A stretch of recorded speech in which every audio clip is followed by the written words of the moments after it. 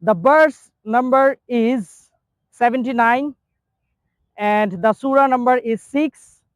The surah name is An'am and the chapter number is 7.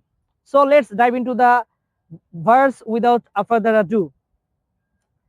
أعوذ بالله من الشيطان الرجيم إني وجهت وجهي للذي فطر السماوات والأرض حنيفا وما أنا من المشركين.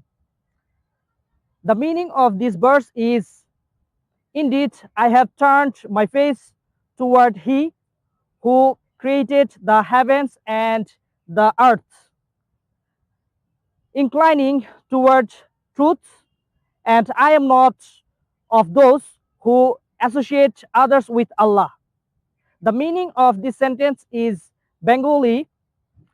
নিশ্চয়ই আমি একনিষ্ঠভাবে তার দিকে মুখ ফিরালাম যিনি আকাশমণ্ডল এবং ভূমণ্ডল সৃষ্টি করেছেন, এবং আমি মুশরিক অথবা অংশীবাদীদের অন্তর্ভুক্ত নই, কখনোই নই।